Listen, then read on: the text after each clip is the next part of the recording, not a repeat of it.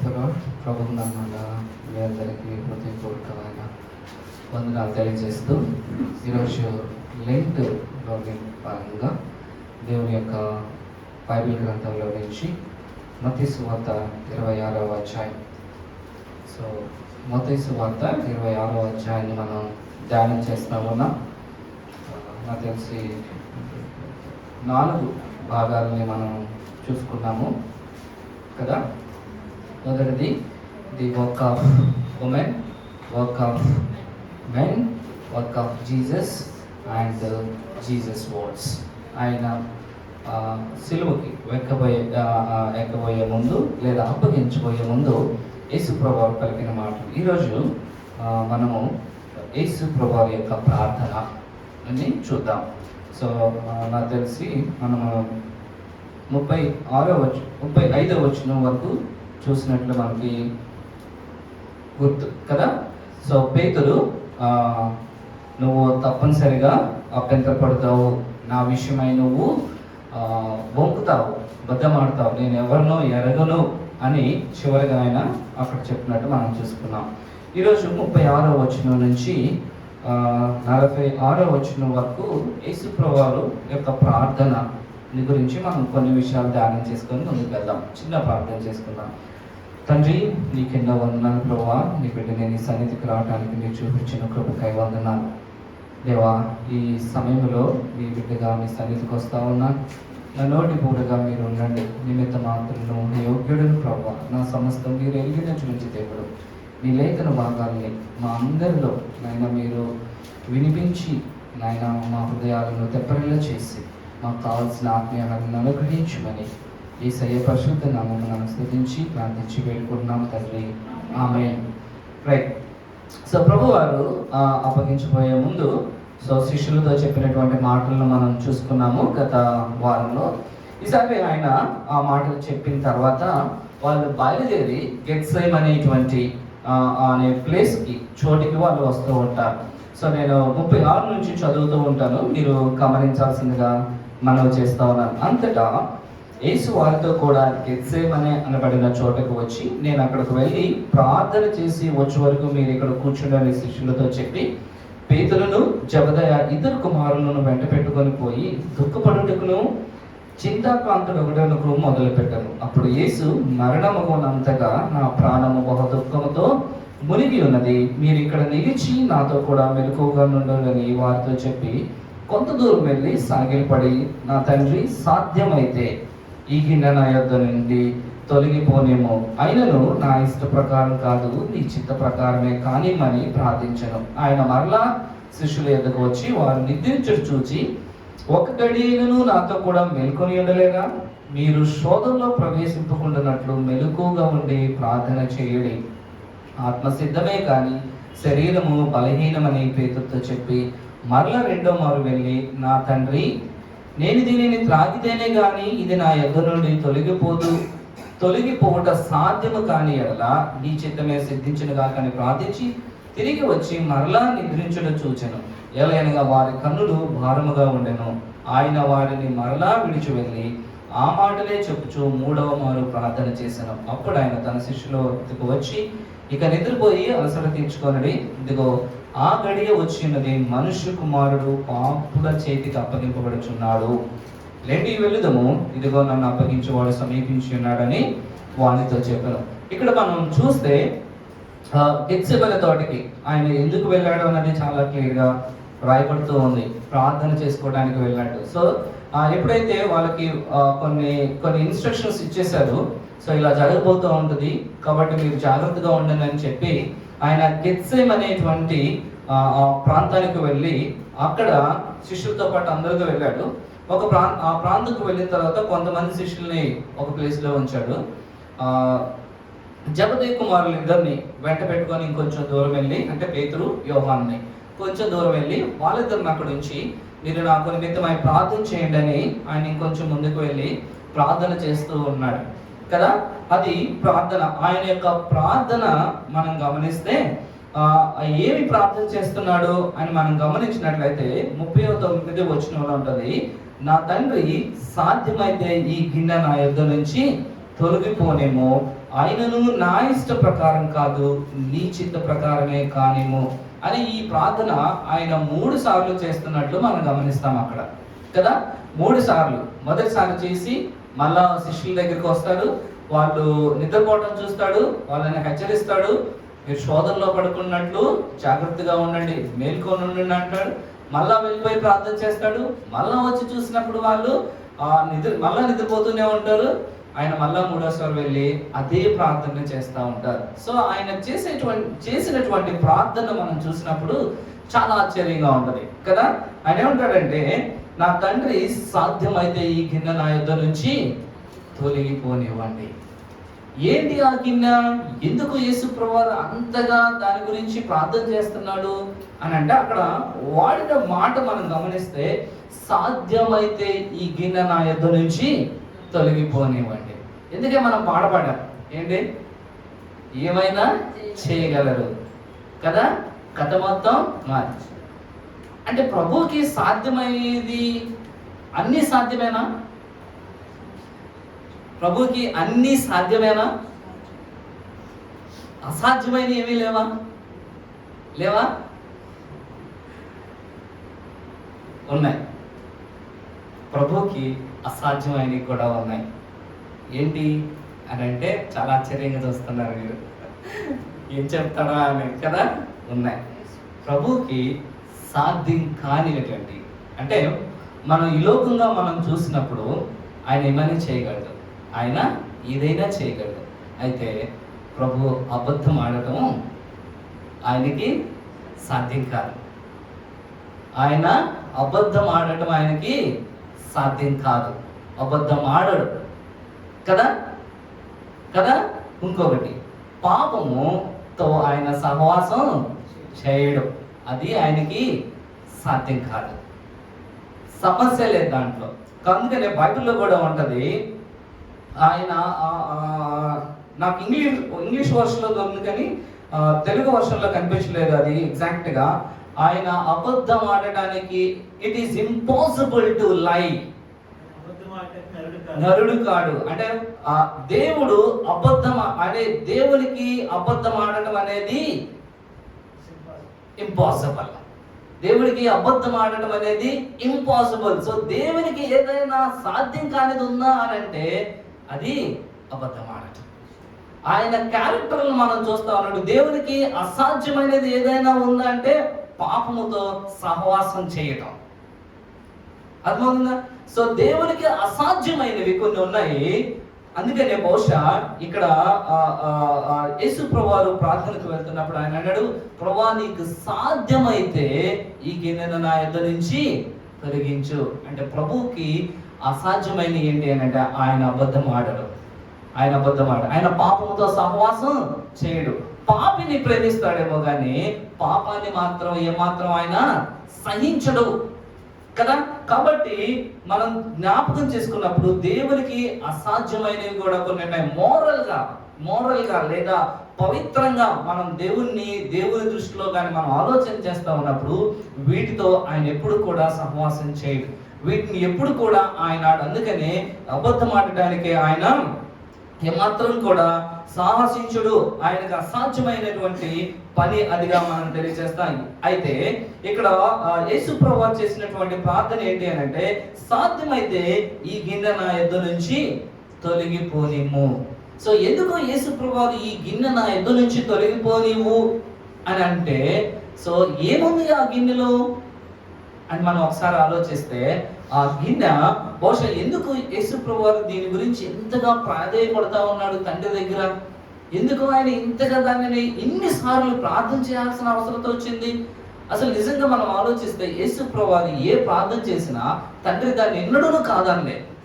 అవునా? ఏ ప్రార్థన మీరు ఇక్కడ మనం బైబిల్లో చూసినప్పుడు యేసు ప్రభువు ఏ ప్రార్థన చేసినా తండ్రి దాన్ని ఎన్నడూ కాదనలేదు. కానీ ఈ సిచ్యువేషన్కి వచ్చేసరికి తండ్రికి యేసు ప్రభువు చేస్తున్నటువంటి ప్రార్థన ఏంటంటే, తండ్రి నీ చిత్తమైతే ఈ గిన్నె నా యొద్ద సాధ్యమైతే ఈ గిన్నె నా యొద్ద నుంచి తొలగిపోనివ్వు. సాధ్యమైతే ప్రభువుకి సాధ్యం కానిది ఏంటి అని అంటే అబద్ధం ఆడటం. ప్రభువుకి సాధ్యం కానిది ఏంది అని అంటే పాపముతో సహవాసం చేయటం. కాబట్టి ఈ గిన్నెని ఎందుకు యేసు ప్రభువు ఇంతగా ప్రాధేయపడుతున్నాడు? పదే పదే చూసారు, 3 సార్లు అదే ప్రార్థన చేస్తూ వచ్చాడు. సాధ్యమైతే ఈ గిన్నె నా యొద్ద నుండి తీసేయి, సాధ్యమైతే ఈ గిన్నె నా యొద్ద నుండి తీసేయి, సాధ్యమైతే ఈ గిన్నె నా యొద్ద నుంచి తీసేయి. సో ఆయన యొక్క ప్రార్థనలో ఉన్నటువంటి ప్రాముఖ్యత ఏంటి అని అంటే, ఎందుకు ఆయన దాన్ని భరించలేకపోతా ఉన్నాడా? అదంటే భయపడిపోతా ఉన్నాడా? అది ఆయన తట్టుకోలేనటువంటి పరిస్థితి అని మనం ఆలోచిస్తా ఉన్నప్పుడు నిజంగా ప్రభు వారు దాని గురించి ఏం భయపడట్లేదు కదా. ఆయన సిలువుకి వెళ్ళడానికి బహుశా ఆయనని హింసిస్తారని, ఆయన కొడతారని, ఆయన మీద ఉమ్మి వేస్తారని, ఆయనను చెయ్యరానిటువంటి పనులు ఆయన మీద చేస్తారని అవన్నీ తెలుసు ఆయనకి. వాటి గురించి భయపడిపోతున్నారా? కాదు. ఆయన శరీరాన్ని లేదా ఆయనని ఎన్ని చిత్రహింసలు లేదా ఎన్ని బాధలకి, ఎన్ని అవమానాలకి గురి చేస్తారో అవన్నీ యేసుప్రభువు వారికి తెలుసు. ఆయన దాని గురించి భయపడట్లేదు, దాని గురించి ఆయన బాధపడట్లేదు, దాని గురించి ఆయన అసలు చింతపడట్లేదు. మరేంటి, ఆయనను మరణానికి అప్పగిస్తారని భయపడిపోతున్నాడా అని ఆలోచించేస్తే ఈవెన్ మరణాన్ని గురించి కూడా ఆయన బాధపడట్లేదు. మరణాన్ని గురించి కూడా ఆయన బాధపడినట్లు మనం చూడం. ఆయన వచ్చిందే మరణించడానికి. అయితే ఎందుకు? ఆయన సిలువ వేస్తారని, ఆయన మరణిస్తాడని అని తెలుసు ఆయనకి. అవన్నీ కూడా శిష్యులకి ఆయన ఎక్స్ప్లెయిన్ చేస్తూ వచ్చాడు. నేను ఇలా జరగబోతుంది, పలానా రోజునైపోతాను, తర్వాత నేను మళ్ళా వస్తాను, మీకన్నా ముందుగానే నేను కనిపిస్తాను గలిలయకి, కాబట్టి మీరు నిరీక్షణ కలిగిన వారుగా ఉండండి అని చెప్తూ వచ్చి మరణం దగ్గరికి వచ్చేసరికి బహుశా ఆయనలో భయం ఏర్పడుతుందా అని అంటే, మరణాన్ని ఆయన ఎప్పుడు కూడా భయపడదు. మరణం ఆయన వచ్చింది మరణించడానికే, మరణం నుంచి కూడా ఆయన ఎప్పుడు కూడా భయపడినటువంటి కాదు. ఏంటి మరి, ఎందుకు ప్రభు వారు ఇన్నిసార్లు ఒకే ప్రార్థనని తండ్రిని కోరుతూ చేస్తున్నాడు? ఏంటి ఆ గిన్నె ఏంటి అని అంటే, ఆ గిన్నె ఏముంది? సర్వమానవాని పాపములు దానిని తెలియజేస్తా ఉన్నాయి అన్నమాట. సో ఆ గిన్నెను చూస్తా ఉన్నారు. ఎప్పుడైతే ఆయన గిన్నెను దూరంగా చేస్తున్నాడో మానవుని పాపములు ఆయన మీద ఆపాదించుకోకుండా ఉండటానికి ఆయన అడుగుతూ ఉన్నాడు అనమాట. అర్థమవుతుందా? సో ఎప్పుడైతే ఆ గిన్నెను తను తీసుకుంటూ ఉన్నాడో అప్పుడు సమస్త మానవుని యొక్క పాపము ఆయన మీద ఆపాదించబడతా ఉంది. ఎప్పుడైతే మానవుని యొక్క పాపము ఆయన మీద ఆపాదించబడుతుందో తండ్రితో తనకున్న సహవాసము పోతుంది. తండ్రితో తనకున్న సహవాసం. అందుకే ప్రభువారు అంటున్నాడు, అయ్యా ఇది నేను భరించలేను. నీతో నాకున్న సహవాసము కేవలం నేను పాపాన్ని, ఎప్పుడైతే మానవుని యొక్క పాపము నా మీద ఆపాదించబడతా ఉందో అప్పుడు నువ్వు నాతో సహవాసం చెయ్యవు. ఎందుకు? పాపముతో తండ్రి అయినటువంటి దేవుడు లేదా దేవుడు పాపముతో సహవాసం చేయడు కనుక తండ్రితో సహవాసం కోల్పోతా ఉంది. ఆ వేదనను ఆయన తట్టుకోలేకపోతా ఉన్నాడు. ఎంతమంది హింసించినా నేను భరించగలను, ఎంతమంది నన్ను కొట్టినా నేను భరించగలను, నా యొక్క శరీరాన్ని వాళ్ళందరికీ అప్పగించేస్తాను, నా రక్తము ఎంత వరకు పోయినా సరే నేను బాధపడను, కానీ మరణం వరకైనా సరే నేను వెళ్తాను, కానీ తండ్రితో నా సహవాసము తెగిపోతా ఉంది.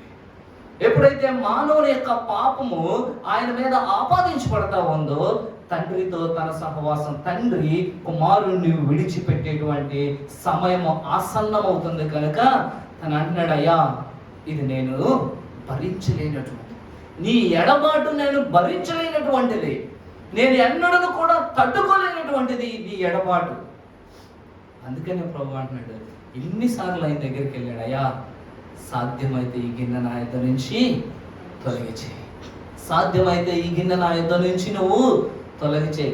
నిజంగా మనం ఆలోచిస్తే యేసు ప్రభువు ఈ లోకానికి వచ్చింది మానవుని కోసము మరణించడానికి. మానవుని యొక్క పాపము ఆయన మీద వేసుకొని ఆయన మరణించి తిరిగి లేచి ఆయన పరలోకానికి తండ్రి యొద్దకు వెళ్ళటానికి. అయితే ఆ చివరి గడియలకు వచ్చేసరికి తండ్రితో తన సహవాసం కొన్ని క్షణాల్లో లేదా కొన్ని గంటల్లో ఉండబోతుందేమో అని అనిపించి ఆ సహవాసాన్ని ఆయన కోల్పోవటానికి ఇష్టపడట్లేదు. దేన్నైనా సరే నేను వదులుకుంటాను, కానీ తండ్రితో సహవాసం నేను ఎందుకనంటే తండ్రి పాపముతో సహవాసము చేయడు. తండ్రి అంటే ప్రభువు దేవుడు పాపముతో సహవాసము చేయడు. అందుకనే యేసు ప్రభువు ఆయన ప్రార్థించినటువంటి ప్రార్థన చూస్తే, సాధ్యమైతే ఈ కింద నా యొద్ద నుంచి తొలగి పోనేమో.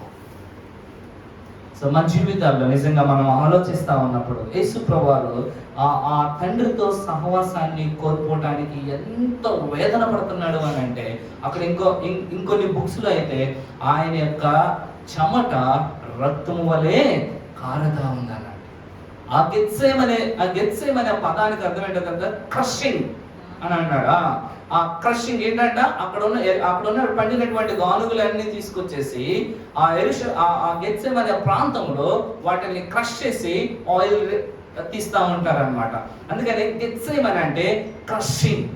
సో ప్రభు అక్కడ క్రష్ చేయబడతా ఉన్నాడు. నాట్ ఫిజికల్ గా, సైకలాజికల్ గాను స్పిరిచువల్ గాను తండ్రితో నా సహవాసం కోల్పోతా ఉంది అని చెప్పి ఆయన క్రష్ చేయబడతా ఉన్నాడు తన ప్రార్థనలో. ఎంత గొప్ప విషయం కదా. తండ్రితో తన సహవాసాన్ని కోల్పోతా ఉన్నప్పుడు తండ్రి దగ్గరికి వచ్చి ప్రభు అడుగుతున్నాడు, అయ్యా సాధ్యమైతే ఇది నా దగ్గర నుంచి తీసేయి. ప్రభుకి అది సాధ్యమా? కాదు. ఎందుకనంటే ఆల్రెడీ యేసు ప్రభువారు ఆ గిన్నెలోది తాగేశాడు. ఆయన ఎప్పుడైతే ఎవరు వెళ్తారో నా కోసము అని అన్నాడో, ప్రభువా నేను వెళ్తానని యేసు ప్రభువారు ఎప్పుడైతే ఈ లోకానికి వచ్చాడో అప్పుడే ఆయన మీద ఆ పాపము ఆపాదించబడింది కదా. అందుకనే ఆ గిన్నె యొద్ద నుంచి ఆయన ఎన్నిసార్లు ప్రాధాన్యపడినా కానీ తండ్రి తన దగ్గర నుంచి దాన్ని తీసివేయలేదు. అయితే చివరిగా ప్రభు అంటున్నాడు, యేసు ప్రభు అంటున్నాడు, నా ఇష్ట ప్రకారం కాదు కానీ నీ చిత్త ప్రకారమే కాదేమో. ఎన్నిసార్లు ఆయన మనం చూస్తే ఒకసారి ప్రార్థన చేశాడు, మళ్ళా తిరిగి వచ్చాడు, మళ్ళా ప్రార్థనకు వెళ్ళాడు, మళ్ళా అదే ప్రార్థన చేశాడు, మళ్ళా చింతాక్రాంతుడై దుఃఖక్రాంతుడై తన యొక్క బాధ అంతని కూడా ప్రభు దగ్గర కుమ్మరిస్తా ఉన్నాడు. అది తండ్రికి కుమారునికి ఉన్నటువంటి రిలేషన్. ఎక్కడ నా తండ్రితో సహవాసం కోల్పోతానో, ఎన్ని బాధలైనా నేను పడతాను కానీ తండ్రితో సహవాసం నేను కోల్పోలేను. కానీ కంపల్సరిగా ఆ క్షణాలు తండ్రి కుమారుడిని వదిలేయాల్సినటువంటి అవసరం. ఎందుకనంటే ఆయన మీద ఆ పాపము ఆపాదించబడింది కనుక. సో ఆ గిన్నె దేనికి గుర్తుగా ఉంది అని అంటే జడ్జిమెంట్. ఆ జడ్జిమెంట్ ఏంటి అని అంటే పాపము చేసిన వాడు కంపల్సరిగా మరణించాలి. కాబట్టి మానవుని యొక్క పాపము యేసు ప్రభువు మీద ఆపాదించబడింది కనుక కంపల్సరిగా అది మరణించాల్సిందే. యేసు ప్రభువు మరణించాలి. ఇంకా నో ఆప్షన్ కదా. సో మన జీవితాల్లో దేవునికి మనకి ఉన్నటువంటి రిలేషన్ నిజంగా మనం ఆలోచన చేస్తే, ప్రభుతో రిలేషన్ మనం లేనప్పుడు ఇలాంటి వేదన, ఇలాంటి దుఃఖక్రాంతి, ఇలాంటి క్రషింగ్ అనేది మన జీవితంలో కనపడతా ఉందా? కుమారుడు తండ్రి దగ్గర ఆ రిలేషన్ ఎక్కడ కోల్పోతానో అని ఎంత వేదన పడతా ఉన్నాడు, ఎంత చింతాక్రాంతుడైపోయాడో, ఎంతగా తనను తాను నలగొట్టుకుంటా ఉన్నాడు. ఎందుకో తెలుసా? ప్రభుతో లేదా తండ్రితో తన యొక్క సహవాసము కోల్పోతా ఉంది అని. సో దేవునితో మన సహవాసము కోల్పోయినప్పుడు, ఎడబాటు కలుగుతూ ఉన్నప్పుడు అలాంటి ఆ చింతాక్రాంతం లేదా అలాంటి దుఃఖము, అలాంటి బాధ మన జీవితాలు ఎప్పుడన్నా ఉంటా ఉందా? ఆలోచించేద్దామా? ఎందుకు మనం ఒకసారి మనం కానీ ఆలోచించేసినట్లయితే అక్కడ ఆయన అన్నాడు, నీ చిత్తమే ఆ గిన్నె దేని గుర్తుగా ఉంది అని అంటే క్రషింగ్. సో ప్రభు వారు మనం అక్కడ ఒక వర్డ్ వాడుతూ ఉంటారనమాట. ఆయన యేసు ప్రభు మీద పాపము మోపబడింది. ఎందుకు అని అంటే మానవుని యొక్క పాపము. మనం ఒకరిని క్షమిస్తాము, క్షమించటము వేరు. పదం నాకు గుర్తు రావట్లేదు కానీ యేసు ప్రభువారు మనం పాపం చేసినప్పుడు మనల్ని క్షమిస్తాడు. కానీ దేవుడు యేసు ప్రభువారిని క్షమించలేదు. ఎందుకు అనంటే ఆయన కంపల్సరిగా ఆ యొక్క పాప భారం ఆయన మీద వేసుకోవాల్సిందే. ఆయన పాప భారం ఆయన మీద వేసుకోవాల్సిందే. అందుకనే ఆ పాప భారం ఆయన మీద వేసుకొని ఆయన శిక్షకు అనుభవించినట్లు మనం చూస్తాము అన్నమాట. సో చివరిగా ఆయన చెప్తూ ఉంటాడు, ఈ నా యుద్ధ నుండి తొలగిపోనేట సాధ్యము కాని ఎడల నీ చిత్తమే సిద్ధించును కాక. సో ప్రభువుకి యేసు ప్రభువారు అప్పగిస్తా ఉన్నాడు, అయ్యా ఒకవేళ ఇది తీసేయటం సాధ్యం కాకపోతే నేను నీ చిత్తానికి లోబడతాను, నేను నీ చిత్తానికి లోబడతాను కదా. సో చాలా సార్లు మన యొక్క జీవితాల్లో యేసు ప్రభువారికి తెలుసు ఆయన వచ్చింది ఎందుకు, ఆయన చేయబోతుంది, ఆయనకి ఏం జరగబోతుందో తెలుసు. కానీ ఆ సహవాసాన్ని ఆయన కోల్పోలేనటువంటి స్థితిలో ఆయన ప్రభు దగ్గర ప్రార్థన చేస్తా ఉన్నాడు. సో చివరిగా ఆయన అంటున్నాడు, నీకు నీ చిత్తమే సిద్ధించును కాక. నా చిత్తం కాదు కానీ నీ చిత్తమే సిద్ధించును కాక. అంటే మీరు ఏదైతే దానికి నేను ఒబే అవుతాను. సో మనం కూడా చాలాసార్లు మన ప్రార్థనలు చేసేటప్పుడు కొన్ని విపత్తికరమైనటువంటి పరిస్థితులు, బాధాకరమైనటువంటి పరిస్థితులు, మనకు అందుబాటులో లేనటువంటి, మనం చేయలేనటువంటి పనులు మన దగ్గరికి వచ్చినప్పుడు చాలాసార్లు ప్రార్థన చేస్తూ ఉంటాం కదా. ఇక్కడ యేసు ప్రభువు కూడా ఎందుకు యేసు ప్రభువు 3 సార్లు ప్రార్థన చేయడం అంత తెలుసు కదా. స్టిల్ ఆయన తండ్రికి ఆయన యొక్క మొరను లేదా తండ్రికి ఆయన యొక్క బాధను తెలియచేస్తా ఉన్నాడు. సో మనం కూడా కొన్ని విషయాల్లో ప్రభువుకి ప్రార్థన చేసేటప్పుడు మనం కావాలి అని అడుగుతూనే ఉంటాం, కానీ ప్రభువుకి దానిని సబ్మిట్ చేయం. ప్రభువా ఇది నీ చిత్తం అయితే చెయ్యి, లేదంటే వదిలేసాయి కదా. సో ప్రభువు అది యేసు ప్రభువు చాలా హృదయపూర్వకంగా దాన్ని తండ్రికి సబ్మిట్ చేస్తా ఉన్నాడు, హృదయపూర్వకంగా తండ్రికి సబ్మిట్ చేస్తా ఉన్నాడు. మనమైతే చాలాసార్లు ప్రార్థిస్తూనే ఉంటాము, ప్రభువా నీ చిత్తం జరగాలి అని అంటాము, కానీ మనసులో అది కావాలి అని అనుకుంటా ఉంటాం కదా. ప్రభువా చాలా చక్కగా ప్రార్థన చేస్తాం, ప్రభువా మేమైతే కావాలనుకుంటున్నాం, నీ చిత్తమే జరగాలి అని అనుకుంటాం, కానీ మనసులో కావాలి అని మళ్ళా అనుకుంటూనే ఉంటాం. సో కంప్లీట్ సబ్మిషన్ అనేది ప్రభువుకి మనం ఎప్పుడూ కూడా చేయలేనటువంటి పరిస్థితులు మనకు, అంటే పరిస్థితులను బట్టి ఒక్కొక్కసారి మనం చేయొచ్చాము, కానీ ఎప్పుడైతే పరిస్థితులు మనకి చాలా పెద్దవిగా కనిపిస్తాయో, మనకి తెలియనటువంటి పరిస్థితులు లేదా మనకి అవి కొంచెం అతీతంగా ఉన్నటువంటి పరిస్థితులు మనకి ఎప్పుడైతే వెళ్తూ ఉంటామో అప్పుడు ఏం చేస్తాం తెలుసా, అది కావాలి అని మనసులో అనుకుంటాం, ఏదో నోటికి చెప్పాలి కాబట్టి ప్రభువా నీ చిత్తము జరిగించయ్యా అని అంటాం. కాబట్టి యేసు ప్రభువులో చూసినటువంటి 2 క్వాలిటీస్ని, ఆయన ప్రార్థనలో మనం చూసిన 2 క్వాలిటీస్ని ఆయన ఏంటంటే చూస్తే, ఆయన తండ్రితో సహవాసాన్ని ఎడబాటు కలిగి లేకుండా ఉండలేకపోయాడు. అందుకనే ఆయన శరీరం కొట్టబడిన, దున్నబడిన, అవమానించబడిన భరించగలుగుతున్నాడు, లేదా సిలువ మరణానికి అప్పగించబడినా సరే భరించగలుగుతున్నాడు, కానీ తండ్రితో తన సహవాసము విడనాడలేకపోతా ఉన్నాడు. అందుకని తండ్రి దగ్గరికి పదే వెళ్తా ఉన్నాడు. కాబట్టి మనం ప్రభు సన్నిధికి లేదా దేవునితో మన సహవాసం కొన్ని రోజులు లేకపోయినప్పుడు, లేదా ప్రతిరోజు సహవాసం లేనప్పుడు అలాంటి వేదన, అలాంటి క్రషింగ్ నేచర్, అలాంటి దుఃఖక్రాంతం, అయ్యో ఈరోజు నేను బైబిల్ చదవలేకపోయానే, ఈరోజు నేను ప్రార్థనలో గడపలేకపోయానే, నా తండ్రితో నేను సహవాసం గడపలేకపోయానే, చాలా లైట్ తీసుకుంటామంటాం కదా. రెండవది, ప్రభు చిత్తానికి మనం అప్పగించి బద్దులమై ఉన్నాం, అది ఏదైనా సరే. కాబట్టి అలాంటి మన జీవితాలని ఆ ప్రార్థన ప్రభు చేసి తనను తానుగా ప్రభు చిత్తానికి, తండ్రి యొక్క చిత్తానికి ఆయన అప్పగించుకున్నాడు. సో కాబట్టి మన జీవితాల్లో కూడా అలాగా ఉండేలాగా ప్రభు మనకి సహాయం చేయగలగా. కళ్ళు మూసుకుంటే చిన్న ప్రార్థన చేసుకుందాం.